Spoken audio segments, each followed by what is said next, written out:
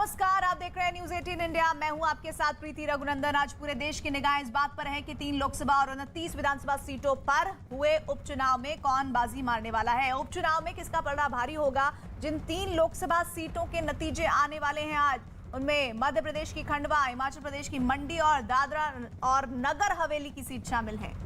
हिमाचल प्रदेश की मंडी लोकसभा सीट से कांग्रेस इस वक्त आगे चल रही है, जिस तरह की जानकारी हमें मिल रही है। और इस सीट से पूर्व मुख्यमंत्री वीरभद्र सिंह की पत्नी प्रतिभा सिंह आगे चल रही हैं। मध्य प्रदेश के खंडवा लोकसभा उपचुनाव में बीजेपी प्रत्याशी ज्ञानेश्वर पाटिल कांग्रेस उम्मीदवार राजनारायण सिंह से आगे चल रहे हैं। तीसरे सीट दादरा और नगर हवेली में फिलहाल शिवसेना आगे चल रही है। इसके अलावा 13 राज्यों की 29 विधानसभा सीटों पर हुए उपचुनाव की वोटों की भी गिनती की जा रही है। इनमें पश्चिम बंगाल की 4, मध्य प्रदेश की 3, बिहार और राजस्थान की 2-2 और हरियाणा के 1 विधानसभा सीट समेत कुल 29 सीटें शामिल है। सवाल ये कि किस सीट पर कमल खिलेगा और किस सीट पर हाथ को जनता का साथ मिलेगा। तो बंगाल की 4 सीटों पर जो जानकारी आ रही है उसमें टीएमसी आगे चल रही है। दिनहाटा शांतिपुर सीट पर टीएमसी आगे चल रही है। खड़दह गोसावा सीट पर भी टीएमसी आगे चल रही है। और गोसावा से तो लगभग जो जानकारी आ रही है 1.25 लाख वोटों से टीएमसी आगे चल रही है। दिनहाटा से 82,000 वोटों से टीएमसी आगे चल रही है। खहदड़ से 27,000 वोटों से टीएमसी आगे चल रही है। शांतिपुर से 18,000 वोटों से टीएमसी आगे चल रही है। तो सत्ताधारी पार्टी के लिए इस वक्त जो रुझान आ रहे हैं वो काफी गदगद कर देने वाले हैं। कम से कम बंगाल से तो ऐसी तस्वीर सामने आ रही है। और राजस्थान की जिन 2 सीटों पर इस वक्त मतगणना जारी है उसमें भी कांग्रेस आगे चल रही है। 29 विधानसभा सीटों पर यह मतगणना हो रही है। और जो डेटा आ रहा है वो ये बता रहा है कि किस तरह से अभी अगर हम राजस्थान और पश्चिम बंगाल की बात करें तो इस वक्त जो मजबूत है वो सत्ताधारी पार्टी ही नजर आ रही है।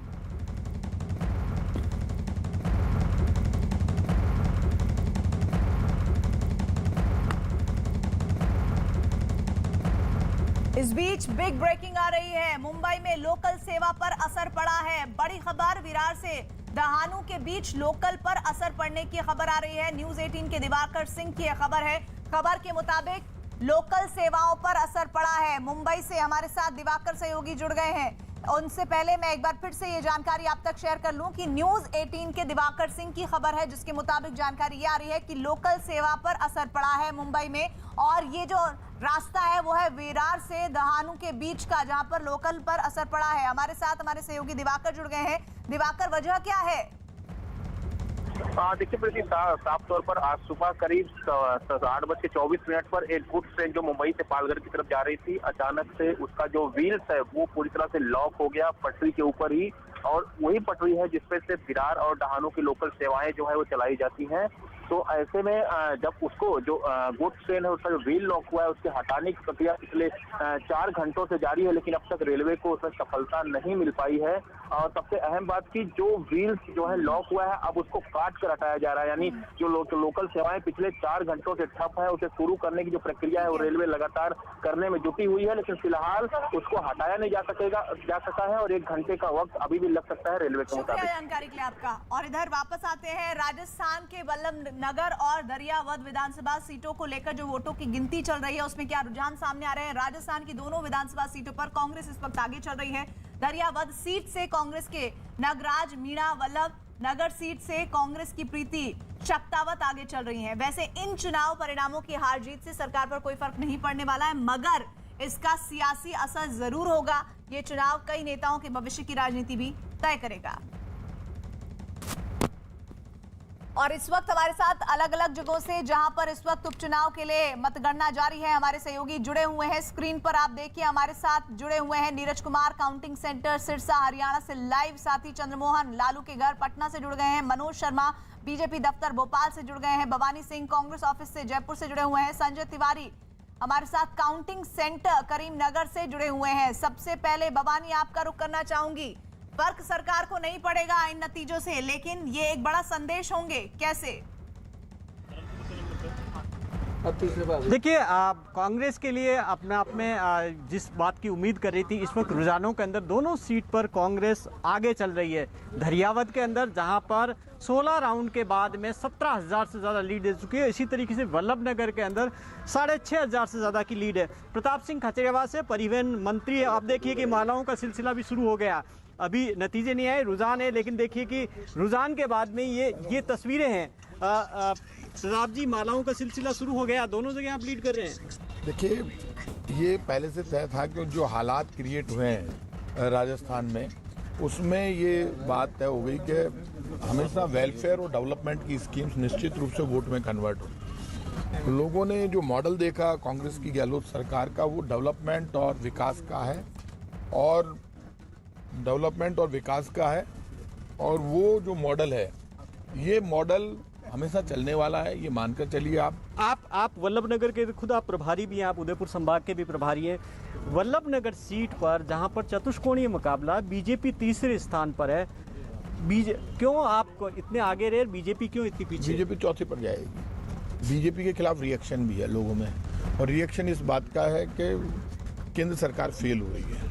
आपने तो मोदी जी के नाम पे चुनाव लड़ा, लेकिन वो कह रहे हैं कि उन्होंने एक एक्सपेरिमेंट किया था, नए लोगों को टिकट दिया। वल्लभनगर की बात करें, धरियावद की, दोनों। देखिए, एक बात मान के चलना, मैं कांग्रेस का कार्यकर्ता हूँ। आज यदि हम आगे चल रहे हैं तो हम आगे मान रहे हैं। अभी मैंने टीवी पे देखा, जो बीजेपी के नेता बैठे थे, इतने नकटे हो गए कि उनको सच स्वीकार ही नहीं है, उनको सच स्वीकार ही नहीं है। और जो हालात है उसमें इस बात को तो स्वीकार करना चाहिए कि जब आप पीछे चल रहे हैं तो आप पीछे मानिए। तो आपको क्या लगता है, ये रुझान, अभी तो रुझान है, आप तो अभी तक तो 7वें राउंड किया, आपको क्या लगता है नतीजों में कन्वर्ट हो जाए? 7 राउंड में हम वल्लभनगर 6500 से आगे हैं, और धरियावाद एक तरफा हम जीत रहे हैं। ये मानकर चलिए, ये मैंडेट है जनता का। कांग्रेस की गहलोत सरकार राम राज्य के सिद्धांत पर काम कर रही है। हमारी वेलफेयर और डेवलपमेंट की स्कीम्स है, 70% से ज़्यादा हमने स्टेट में पूरे किए वादे। और केंद्र की बीजेपी की सरकार है, वो इतने घमंड में है कि ना तो उनको किसानों का दर्द दिखाई देता, ना नौजवान की बेरोजगारी, ना पेट्रोल डीजल गैस सिलेंडर की महंगाई, उसका रिएक्शन। आप एक बात बताएं, क्या इन चुनाव के नतीजों का, जिस तरीके से कांग्रेस की इंटरनल फाइट है, उसमें क्या अशोक गहलोत मजबूत होंगे? कोई कांग्रेस में कोई इंटरनल फाइट नहीं है। अशोक गहलोत सर्वमान्य नेता के रूप में उभर कर आए हैं, और ये चुनाव अशोक गहलोत के क्या मायने रखते हैं? लीडर के देखिए प्रीति, जाहिर तौर पर कांग्रेस के अंदर खुशी का माहौल अभी, लेकिन देखिए रुझान है, अभी नतीजों में एक लंबा वक्त है। जी, मैं आपके साथ दोबारा जुड़ूंगी, लेकिन इस बीच मध्य प्रदेश का भी रुख कर लेते हैं, जहां से मनोज हमारे साथ जुड़े हुए हैं। दरअसल जो उपचुनाव है उसमें 1 लोकसभा सीट है और 3 विधानसभा सीट है जिस पर यह उपचुनाव हुआ है, जिसमें खंडवा, रेगांव, पृथ्वीपुर और जोबट, ये चारों सीटों पर बीजेपी और कांग्रेस के बीच लगातार दावे किए गए हैं। लेकिन खंडवा में मेरे ख्याल से जानकारी आ रही है कि बीजेपी आगे चल रही है। मनोज, बीजेपी अच्छी खासी आगे चल रही है। अभी जो ताज़ा आंकड़े आए हैं, 53,000 से ज़्यादा मतों से बीजेपी खंडवा सीट पर आगे निकल चुकी है। हालांकि 3.25 लाख से, जब मोदी लहर, जब आम चुनाव हुए थे, तब 3.25 लाख से खंडवा की सीट को बीजेपी ने जीता था। लेकिन उस लिहाज से इस बार जो विक्ट्री का मार्जिन है वो थोड़ा कम होता दिखाई दे रहा है। लेकिन अभी हम भोपाल में बीजेपी के दफ्तर में है। एक और बड़ा उलटफेर जैसी बात हो रही है कि भोपाल, यहाँ पर जो सामने नतीजे आ रहे हैं उसमें रेगांव सीट बीजेपी की थी, उसमें बीजेपी पिछड़ रही है। लेकिन जो 2 सीटें जिन पर कांग्रेस का कब्जा था, जोबट और पृथ्वीपुर, वहां पर कांग्रेस पिछड़ रही है। हमारे साथ हैं लोकेन पाराशर जी। आप बहुत ज़्यादा, आपको इसलिए खुशी का माहौल है, लेकिन आपके हाथ से एक रेगांव जो आपकी अपनी सीट थी, वहाँ तो पिछड़ रहे हो आप। रेगांव में भी 6 राउंड हुए हैं, बहुत बड़ा अंतर नहीं है, उसको हम पूरा करेंगे। हमारा आत्मविश्वास बहुत प्रबल है, हमारे कार्यकर्ता ने बहुत काम किया है। रेगांव भी जीतेंगे, क्लीन स्वीप करेगी भारतीय जनता पार्टी। जितने राउंड रेगांव हुए हैं उतने ही तो पृथ्वीपुर में हुए हैं, उतने ही तो जोबट में हुए हैं। रेगांव में नेक टू नेक है, दिखाई दे रहा है, लेकिन हमारा आत्मविश्वास बहुत मजबूत है। कार्यकर्ता ने बहुत काम किया है, अभी परिणाम पूरा आने दीजिए। आपको मतलब जो ये चुनाव है, उपचुनाव, इनको आप ये मानते हो कि आपके मुख्यमंत्री की लोकप्रियता के प्रतीक है ये चुनाव? ये भारतीय जनता पार्टी तो संगठन के मापदंड पर, सरकार के मापदंड पर चुनाव लड़ती ही है, जनता के बीच में जाती है, पूरी ताकत से जाती है, अपने कार्यक्रम रखती है, अपनी योजनाएं रखती है, और जनता उस पर फैसला करती है। लेकिन फिर भी रेगांव का थोड़ा अफसोस तो मन में हो रहा होगा। निश्चित तौर पर भारतीय जनता पार्टी तो बाढ़ का भी चुनाव नहीं हारना चाहती, और मुझे लगता है रेगांव का चुनाव भी हम हारेंगे नहीं। अभी भी ऐसा मानते हैं कि मार्जिन से, लेकिन जीतेंगे। अभी भी भरोसा जताते हुए। लेकिन ये देखिए, अब मैं आपकी बात, जो अध्यक्ष, प्रदेश बीजेपी के अध्यक्ष हैं वीडी शर्मा, उनसे बातचीत करूंगा, क्योंकि जो चुनाव है सर, आपसे मैं, जो नतीजे आ रहे हैं सामने, उनमें जोबट में, पृथ्वीपुर में, खंडवा में तो आप आगे चल रहे हैं, रेगांव में आपकी पार्टी पिछड़ रही है। देखिए, तीनों विधानसभा और लोकसभा के चुनाव में भारतीय जनता पार्टी ने अथक मेहनत की है। और जिस प्रकार से जनता का अपार समर्थन था वो वोट में कन्वर्ट होते हुए दिखा भी और परिणाम भी उसी प्रकार से आ रहे हैं। रैगांव के अंदर कुछ पीछे हैं, मुझे लगता है कि लास्ट तक आते आते मुझे तो लगता है कि वो भी हम जीतेंगे। इन चुनाव को आप किस लिहाज से देखते हैं? उपचुनाव है, इनसे कोई सरकार बनने बिगड़ने का खेल तो नहीं हो रहा है, लेकिन ये चुनाव आपकी नजर में क्या दिखाने वाले हैं? देखिए, इस उपचुनाव के अंदर जनता ने कांग्रेस के झूठ छल कपट की राजनीति को आईना दिखाया है, जो 28 विधानसभा में दिखाया था और फिर ये दिखाया है। और खास तौर पर जो जनजातीय क्षेत्र के अंदर जिस प्रकार का भ्रम कांग्रेस जो दिग्विजय सिंह के इशारे पर जिंदगी भर यहाँ ही करती रही है कि जयेश जैसे लोगों पर बंदूक रख के हथियार चला करके भ्रम फैलाना, आदिवासी समुदाय में झूठ बोलना, उनने भी इनको बहुत बेहतर जवाब दिया है। पृथ्वीपुर के अंदर जो गुंडिज्म कांग्रेस की लीडरशिप आज से नहीं बरसों से करती आई है, जो जीत गया तो उसकी हत्या करेंगे, जो आप बातचीत कर रहे हैं, अगर कोई लड़ेगा तो उसको उठा के ले जाएंगे। चारों सीटों पर कब्जा करने वाली है। चलिए देखते हैं रैगांव की सीट जिस पर लगातार ऐसा लग रहा है कि वो पिछड़ती हुई नजर आ रही है, जो उनका गढ़ माना जा रहा था, उस पर क्या नतीजे आते हैं। इधर बिहार के तारापुर और कुशेश्वर स्थान सीट के लिए वोटिंग हो रही है। लालू यादव की एंट्री ने बिहार विधानसभा उपचुनाव को दिलचस्प बनाया है। उपचुनाव को लेकर लालू प्रसाद यादव काफी उत्साहित हैं। दरअसल 6 साल बाद लालू प्रसाद प्रचार के लिए उतरे हैं और चुनाव के नतीजों पर लालू यादव का क्या कहना है, आइए सुनिए। लेकर आपका क्या कहना है? तेजस्वी जी पहुंचे हुए हैं वहां पर दरभंगा भाई को भेजे हैं वहाँ। और आरजेडी नेता तेजस्वी यादव ने बिहार की 2 सीटों पर उपचुनाव में जीत का दावा किया है और नीतीश कुमार को निशाने पर लिया। रिजल्ट में आप देखिएगा कि भारी मतों से हम लोग जीतेंगे, लेकिन प्रशासन या कुछ लोग अगर कुछ गड़बड़ी करेंगे तो हम यही हैं, इसलिए हम दरभंगा आए हैं और हमारी नज़र हर एक लोगों पर है। तो कोई भी गड़बड़ी होगी इस बार, धांधली गड़बड़ी और जनादेश का हरण और चोरी जनादेश की हम एकदम नहीं होने देंगे।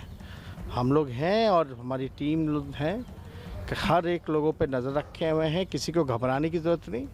यहाँ कई मंत्री डेरा डाल के रखे हैं, उन पर भी हमारी नज़र है, सब लोगों पर नज़र है।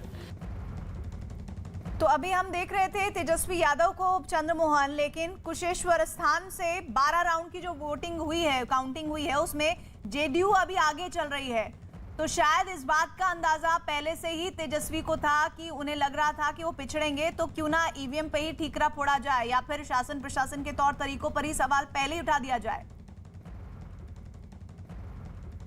और शायद यही वजह है कि तेजस्वी यादव आज दरभंगा में अभी मौजूद हैं। साफ तौर पर यह माना जा रहा है कि तेजस्वी यादव ये कह रहे हैं कि प्रशासन के तरफ से वहाँ पर जो है ना वो डील कराया जा रहा है और जो अधिकारी हैं वो पूरी तरीके से वहाँ पर सरकार के फेवर में काम कर रहे हैं। तो वहीं तारापुर में अभी जो है वो आरजेडी 2550 वोट से आगे चल रही है। ऐसे में समझा जा सकता है कि अभी जो मतों की गिनती हो रही है वो अभी कई राउंड के बाकी हैं और जो फाइनल रिजल्ट है उसमें भी आने में अभी काफ़ी वक्त है। लेकिन इतना ज़रूर है कि तेजस्वी यादव पहले से ये ग्राउंड तैयार कर रहे हैं कि अगर कहीं वो हार गए तो ये ज़रूर ठीकरा फोड़ा जा सके कि ये सरकार की मदद से इन्होंने जीत हासिल की थी। और जो पुराना इससे पहले वाला जो विधानसभा चुनाव था उसमें भी तेजस्वी यादव ने साफ तौर पर यह आरोप लगाए थे। तो अभी मतों की गिनती लगातार जारी है। एक तरफ जिन 2 सीटों पर चुनाव हो रहे हैं उसमें तारापुर में अभी आरजेडी आगे चल रही है, वो 2500 वोट से आगे है। तो वहीं 8900 मतों से अभी कुशेश्वर स्थान में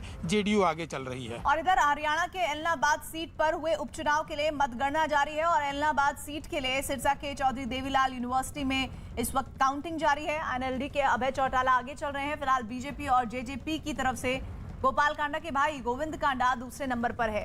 लेकिन नीरज, ऐसे में सवाल यह है कि जो जानकारी मिल रही है उसमें अभय चौटाला आगे चल रहे हैं और ऐसा लग रहा है कि ये जो जीत का फासला है वो धीरे धीरे बहुत तेजी से बढ़ रहा है।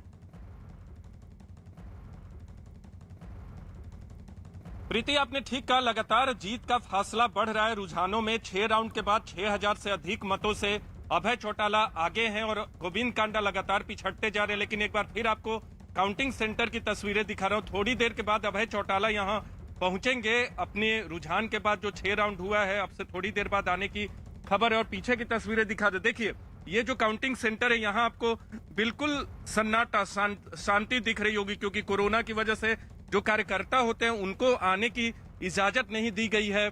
क्योंकि कोरोना की वजह से तमाम जो गाइडलाइंस है उनको लागू किया गया है, तो इसलिए यहाँ आपको लोग कम दिखेंगे, कार्यकर्ता कोई नहीं दिखेगा। बाहर भी जो यूनिवर्सिटी के बाहर की अगर बात करें, उधर भी कोई कार्यकर्ता हमें नहीं दिखा। बहुत कम छिटपुट 2-4 लोग मौजूद थे, क्योंकि तमाम उम्मीदवारों को हिदायत दी गई है जिला निर्वाचन अधिकारी की तरफ से कि आप अपने समर्थक कार्यकर्ता के साथ नहीं आएंगे। इसके अलावा अगर जीतते भी हैं चुनाव में तो किसी तरह का जीत का प्रदर्शन नहीं होगा, ताकि कोरोना गाइडलाइंस का पालन किया जा सके। लेकिन अभय चौटाला जो बार बार दावा कर रहे थे कि उनकी जीत होगी, तीनों कृषि कानूनों के खिलाफ उन्होंने जो इस्तीफा दिया था, वो बार बार जो दावा कर रहे थे बीजेपी सरकार के खिलाफ, वो पुख्ता होता हुआ दिख रहा है, क्योंकि लगातार राउंड में उनकी बढ़त बढ़ती जा रही है। प्रीति, और इस बीच पश्चिम बंगाल की 4 विधानसभा सीटों पर वोटों की गिनती हो रही है। दिनहाटा, शांतिपुर, खड़दह और गोसावा सीट पर सुबह 8 बजे से मतगणना है और फिलहाल बंगाल की 4 विधानसभा सीटों में टीएमसी आगे चल रही है। 2 सीटों पर तो टीएमसी 30,000 वोटों से आगे चल रही है। दिनहाटा सीट पर टीएमसी के उदयन गुहा 82,000 वोटों से आगे चल रहे हैं, जिसके बाद कार्यकर्ताओं ने ढोल बजाकर मिठाई बांटकर जश्न मनाना शुरू कर दिया है। गोसावा सीट पर तृणमूल कांग्रेस पर 1 लाख से ज्यादा वोटों से आगे चल रही है। यहाँ भी कार्यकर्ताओं ने नतीजों के ऐलान से पहले ही गुलाल के साथ जीत का जश्न मनाना शुरू किया है। खड़दह सीट पर टीएमसी 27,000 वोटों से आगे चल रही है और शांतिपुर सीट पर भी टीएमसी 18,000 वोटों से आगे चल रही है।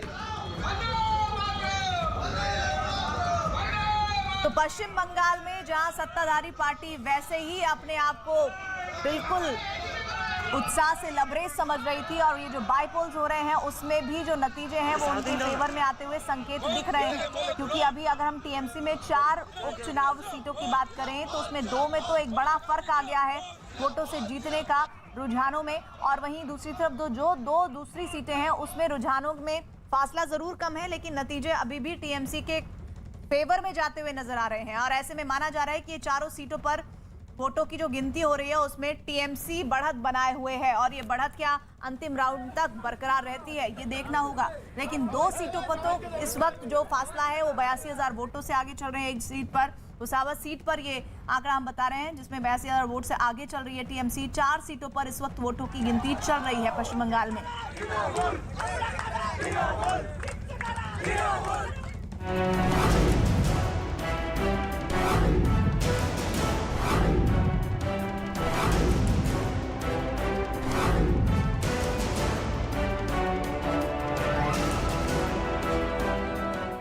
और दादरा नगर हवेली में हुए उपचुनाव के लिए भी आज वोटों की गिनती हो रही है। 11वें राउंड के बाद शिवसेना की उम्मीदवार कला डेलकर बीजेपी के उम्मीदवार महेश गामित से 42,000 से ज्यादा मतों से आगे चल रही हैं। शिवसेना ने 7 बार सांसद रहे मोहन डेलकर की पत्नी को टिकट दिया था। निर्दलीय सांसद मोहन डेलकर के निधन के बाद ये सीट खाली हुई थी। कुल 22 राउंड के बाद आखिरी नतीजे आएंगे। दादरा और नगर हवेली के जो नतीजे हैं उसकी तरफ जो रुझान के बाद तस्वीर दिख रही है वो आपको बताएं। दरअसल दादरा और नगर हवेली में हुए उपचुनाव के लिए भी आज वोटों की गिनती हो रही है। 11वें राउंड के बाद शिवसेना की उम्मीदवार कला डेलकर बीजेपी के उम्मीदवार महेश गामित से 42,000 से ज्यादा मतों से आगे चल रही हैं, और शिवसेना ने 7 बार सांसद रहे मोहन डेलकर की पत्नी को टिकट दिया था। निर्दलीय सांसद मोहन डेलकर के निधन के बाद से सीट खाली हुई थी और कुल 22 राउंड के बाद आखिरी नतीजे आएंगे, जिसका इंतजार सभी को है।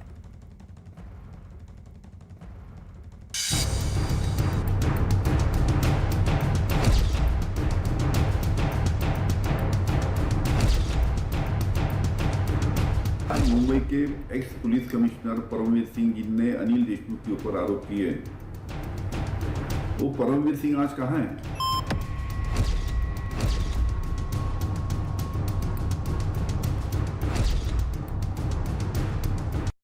100 करोड़ की वसूली मामले में आरोपी महाराष्ट्र के पूर्व गृह मंत्री और एनसीपी नेता अनिल देशमुख को ईडी ने गिरफ्तार किया है। न्यूज 18 के दिवाकर सिंह की खबर है कि देशमुख को मनी लॉन्ड्रिंग केस में 12 घंटों की लंबी पूछताछ के बाद गिरफ्तार किया गया। थोड़ी देर बाद अनिल देशमुख को कोर्ट में पेश किया जाएगा, और इससे पहले मनी लॉन्ड्रिंग मामले में पूछताछ के लिए ईडी की तरफ से अनिल देशमुख को कई समन्स भेजे गए थे, जिसके बाद वो कल मुंबई के ईडी ऑफिस में अपना बयान दर्ज कराने पहुंचे थे। मुंबई के पूर्व पुलिस कमिश्नर परमवीर सिंह ने अनिल देशमुख के खिलाफ गंभीर आरोप लगाए थे। उन्होंने मुख्यमंत्री को पत्र लिखकर देशमुख के खिलाफ 100 करोड़ की वसूली का आरोप लगाया था, जिसके बाद अनिल देशमुख के खिलाफ सीबीआई ने भी मामला दर्ज किया है। हालांकि इस मामले में अनिल देशमुख ने खुद को बेदाग बताते हुए कहा है कि परमवीर सिंह को कमिश्नर की पोस्ट से हटाने के बाद में उन्होंने ये आरोप लगाए। तो ये बेहद महत्वपूर्ण है और इस मामले में अनिल देशमुख की गिरफ्तारी के बाद आज पेशी का दिन है और पेशी में क्या कुछ होता है इस पर हमारी निगाहें बनी हुई है। ईडी ने देशमुख के बयान को दर्ज किया है। मनी लॉन्ड्रिंग केस में अनिल देशमुख को गिरफ्तार किया गया। 2 तस्वीरें इस वक्त आपको हम दिखा रहे हैं। अनिल देशमुख जब गिरफ्तार हुए तब की तस्वीरें और थोड़ी देर में उनकी पेशी होने वाली है। इस पर सभी की निगाहें टिकी हुई है। पहले जानकारी आ रही थी कि लगभग 1 घंटे पहले यानी 11 बजे के आसपास उनकी पेशी होगी, लेकिन कुछ तब्दीलियां इस पेशी को लेकर सामने आ रही हैं। अनिल देशमुख को ईडी ने फिलहाल गिरफ्तार कर लिया। करीब 12 घंटे से ज्यादा लंबी पूछताछ के बाद अनिल देशमुख को गिरफ्तार किया गया है और इस समय ईडी दफ्तर के बाहर खड़ा हूं। यहां पर तस्वीर आपको दिखा रहा हूं। हलचल तेज हो चुकी है। 4थे फ्लोर पर अनिल देशमुख है। 12:30 बजे के आसपास उनका बिस्तर लाया गया है। पहले उम्मीद थी दिन में वो टिफिन लेकर आए थे कि पूछताछ के बाद उन्हें घर छोड़ दिया जाएगा, लेकिन फिलहाल ऐसा नहीं हुआ और रात 12:30 बजे के बाद उन्हें कह दिया गया कि उनकी गिरफ्तारी तय है, जिसके बाद करीब 1 बजे के आसपास उन्हें गिरफ्तार किया गया। आज उनका मेडिकल टेस्ट होने के बाद उन्हें कोर्ट में पेश किया जाएगा। लेकिन जिस तरीके से 4.5 महीने से ईडी ने कई सम्मन्स दिए, लेकिन अनिल देशमुख ने पहले कानूनी रास्ता इख्तियार करते हुए कोर्ट्स का दरवाजा खटखटाया, लेकिन सुप्रीम कोर्ट तक में भी राहत नहीं मिलने के बाद फिलहाल फिर उन्हें ईडी के सामने पेश होना पड़ा और ईडी ने फिलहाल उन्हें गिरफ्तार कर लिया है। आगे की प्रक्रिया शुरू करेगी। ईडी की कोशिश है कि इस पूरे मामले में अनिल देशमुख की कस्टडी ली जाएगी और फिलहाल अब आगे की जांच और आगे की इन्वेस्टिगेशन के लिए ईडी की कोशिश है कि उनकी कस्टडी ली जाए। और इस बीच हम सीधे रुक कर लेते हैं। विवेक गुप्ता हमारे साथ, हमारे सहयोगी ईडी दफ्तर से लाइव जुड़ गए हैं। ईडी दफ्तर में किस तरह की हलचलें विवेक इस वक्त है और पेशी को लेकर अपडेट क्या आ रहा है? प्रीति, देखिए अभी कुछ मिनट पहले ही महाराष्ट्र के पूर्व गृह मंत्री अनिल देशमुख को ईडी के अधिकारी यहां से लेकर निकले हैं और 5 से 10 मिनट में मुंबई के जो सेशन कोर्ट है, पीएमएलए कोर्ट, वहां पर अनिल देशमुख की पेशी होनी है। और जो जानकारी मिल रही है कि ईडी अपनी तरफ से, सरकारी पक्ष अपनी तरफ से पूरी कोशिश करेगा कि ज़्यादा से ज़्यादा अनिल देशमुख की पुलिस कस्टडी मिल सके, क्योंकि ये जो मामला काफ़ी बड़ा और गंभीर है। जो महाराष्ट्र के आईपीएस कैडर के अधिकारी और मुंबई पुलिस के पूर्व पुलिस कमिश्नर परमवीर सिंह ने एक आरोप लगाया था कि 100 करोड़ रुपए की पूरी वसूली का आरोप लगाया था। उसी के मामले में केंद्रीय जांच एजेंसी सीबीआई जांच करी थी। सीबीआई ने बकायदा मामला दर्ज किया। उसी की सीबीआई के एफआईआर की दर्ज पर अब ये पूरा मामला जांच एजेंसी ईडी इन्फोर्समेंट डायरेक्टरेट के पास है। ईडी ने इस पूरे मामले में अनिल देशमुख के पीएस पर्सनल सेक्रेटरी और पीए पर्सनल असिस्टेंट दोनों को गिरफ्तार किया हुआ था और उनकी पूछताछ में कई ऐसे सबूत मिले थे जिसमें कहीं ना कहीं अनिल देशमुख का इन्वॉल्वमेंट साफ तौर पर दिख रहा था। अब जब अनिल देशमुख का इन्वॉल्वमेंट दिखने लगा तो ईडी ने बकायदा 5 सम्मन उन्हें जारी किए, लेकिन किसी भी सम्मन का ईडी का जवाब नहीं दिया। अचानक 3 से 4 महीने बाद अनिल देशमुख, जो मेरे पीछे आप दफ्तर देख रहे हैं ईडी का, अचानक 3 से 4 महीने बाद अनिल देशमुख अचानक यहाँ आते हैं, अपनी लीगल टीम के साथ यहाँ पहुँचते हैं और अपना पक्ष रखने के सामने आते हैं। लेकिन प्रीति, देखिए सिनेरियो किस तरीके से पूरा चेंज हुआ। जब अनिल देशमुख यहाँ पे आए थे और अपनी लीगल टीम के साथ आए थे तो मुंबई ईडी के जो जनरल डायरेक्टर हैं सत्यव्रत कुमार, वो दिल्ली में थे। जैसे ही इस बात की जानकारी सत्यव्रत कुमार को पता चलती है कि अनिल देशमुख यहाँ पर आ चुके हैं, आनंद फानन में वो दिल्ली से फ्लाइट पकड़ते हैं, मुंबई एयरपोर्ट पर लैंड होते हैं और एयरपोर्ट से सीधे मुंबई ईडी दफ्तर पहुंचते हैं। ईडी दफ्तर में पहुंचने के बाद बाकायदा वो कई घंटों तक अनिल देशमुख से पूछताछ भी करते हैं। जब कुछ न कुछ कॉन्क्रीट ईडी को मिल जाता है तो फिर उसके बाद उन्हें रात 1 बजे तक उन्हें आधिकारिक रूप से गिरफ्तार दिखाया गया। मैं आपके पास दोबारा लौटूंगी और पेशी पर क्या खबर आती है आपका रुख करूंगी। और इन सबके बीच न्यूज़ 18 की टीम ने अनिल देशमुख के वकील इंद्रपाल सिंह से बातचीत की और इस बातचीत में वकील इंद्रपाल सिंह ने देशमुख पर लगाए आरोपों को सिरे से नकार दिया। उन्होंने ये भी आरोप लगाया कि उन्हें राजनीतिक साजिश के तहत फंसाया गया। अनिल देशमुख को लंबी पूछताछ के बाद आखिरकार गिरफ्तार कर लिया गया। इंद्रपाल सिंह जी हमारे साथ हैं। सर, आपसे जानना चाहूँगा, 5 समन किए गए, इसके बाद जो है आखिरकार कल वो यहाँ पे पहुँचे थे पूछताछ में शामिल होने के लिए, गिरफ्तार किया गया है। 100 करोड़ रुपयों के जो एक्सटॉर्शन का मामला है उसमें अनिल देशमुख की भूमिका संदेहास्पद तौर पर दिखाई पड़ी है। ये मैं आपसे पहले कहना चाहूँगा कि एंटेलिया केस और मनसुख हिरेन मर्डर केस, इन दोनों में उस समय के मुंबई कमिश्नर परमवीर सिंह की भूमिका के ऊपर संदेह हुआ और उन्हें तुरंत उस पद से हटा दिया गया और एटीएस को इंक्वायरी दी गई। इससे चिढ़कर, बौखलाकर परमवीर सिंह ने ये कंप्लेंट 100 करोड़ की है। ये 100 करोड़ की कंप्लेंट में कोई भी तथ्य नहीं है। सर, एक चीज़, अगर ये सिर्फ कंप्लेंट की गई होती, इन्वेस्टिगेशन में भी कई चीज़ें रिवील होकर आई, जिसमें कहीं ना कहीं कई फैक्ट्स मिले, ट्रांजैक्शंस मिले। ऋषिकेश का नाम जो उनके बेटे हैं अनिल देशमुख, उनके बेटे का नाम भी उभर कर सामने आया कि उनके अकाउंट से दिल्ली में और फिर हवाला के ज़रिए फिर अकाउंट में ट्रांसफ़र किए गए। ये सारी चीज़ें भी उभर के इन्वेस्टिगेशन में सामने आई हैं। देशमुख साहब के नाम पे कोई कंपनी नहीं है, वो किसी कंपनी में शेयर होल्डर नहीं है, किसी कंपनी में डायरेक्टर, पार्टनर या प्रोपराइटर नहीं है, तो उनका किसी कंपनी से कोई लेन देन या संबंध नहीं है। उनकी फैमिली एक जॉइंट फैमिली नहीं है, वो अपने अलग रहते हैं, बेटे अपने अलग रहते हैं, बेटों का व्यवसाय अपना अलग व्यवसाय है। एक बार बेटा बड़ा हो गया, उसका व्यवसाय अलग हो गया तो उसके लिए बाप जिम्मेदार नहीं होता है। इसीलिए जो कुछ अगर व्यवहार कुछ हुआ है या लेन देन है तो वो अगर बेटों के लिए कुछ कंपनियों में उन्होंने व्यवहार कुछ किया है, अभी तक उसमें भी कोई सत्यता नहीं है, तो उसके लिए देशमुख साहब किसी मामले में जिम्मेदार नहीं ठहराया जा सकता उन्हें। लेकिन और कल ईडी दफ्तर में पेश होने और अपना बयान दर्ज कराने से पहले अनिल देशमुख ने अपना एक रिकॉर्डेड बयान भी जारी किया, जिसमें उन्होंने अपने ऊपर आरोप लगाने वाले मुंबई के पूर्व पुलिस कमिश्नर परमवीर सिंह पर सवाल खड़े किए। उन्होंने पूछा था कि उन पर गंभीर आरोप लगाने वाले परमवीर सिंह कहां हैं?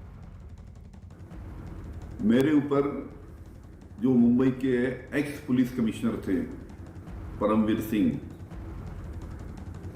उन्होंने जो आरोप किए पैसों के बारे में, आज मुंबई के ex police commissioner Paramvir Singh जिनने अनिल देशमुख के ऊपर आरोप किए, वो परमवीर सिंह आज कहां हैं? मनी लॉन्ड्रिंग केस में अनिल देशमुख की गिरफ्तारी के बाद बीजेपी ने महाराष्ट्र की उद्धव ठाकरे सरकार पर जमकर निशाना साधा। ईडी के कई समन्स के बाद जब न्यायपालिका ने नकारा, उसके पश्चात मजबूरन पूर्व गृह मंत्री जी को ईडी के सामने उपस्थित होना पड़ा। कुछ महीने पूर्व होने वाली गिरफ्तारी अंत में हो गई।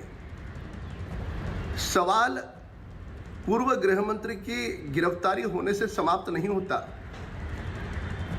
उनके आका कौन है, कौन से दल है, उनके नाम सामने आना आवश्यक है। वे जब तक जेल के सलाखों के पीछे नहीं जाते तब तक ये लड़ाई जारी रहेगी।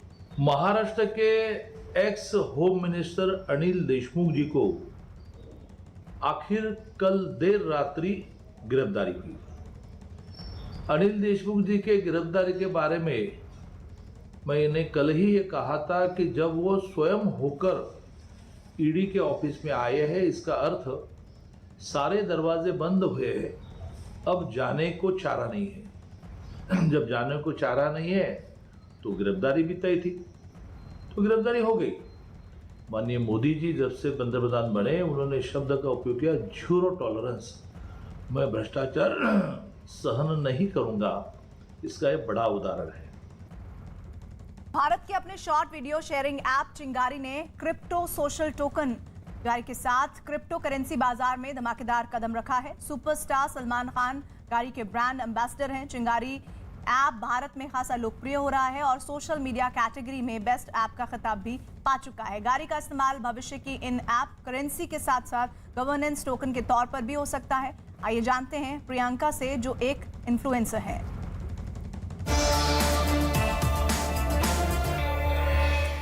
गाड़ी भारत का पहला सोशल टोकन है जो स्पेशली शॉर्ट वीडियो क्रिएटर्स के कंटेंट मोनेटाइजेशन के लिए डिजाइन किया गया है। मतलब हमारे बनाए हुए कंटेंट चिंगारी पे मोनेटाइज होंगे, जिसके लिए हमको गाड़ी टोकन मिलेगा, जिसके जरिए हम ब्लॉकचेन मार्केट में एंट्री कर सकते हैं। मतलब चिंगारी हमको लोकल से ग्लोबल होने का मौका दे रहा है। गाड़ी टोकन क्रिएटर्स को चिंगारी ऐप को गवर्न करने की अथॉरिटी दे रहा है। मतलब आगे चल के जितनी भी डेवलपमेंट या ग्रोथ होगी, हम उसके बहुत ही इंपॉर्टेंट पार्ट होंगे। मतलब हम खुद के लिए एक ऐसी सर्कुलर इकोनॉमी क्रिएट करेंगे जिससे हम प्लेटफॉर्म की वैल्यू का इक्वल डिस्ट्रीब्यूशन कर सकते हैं।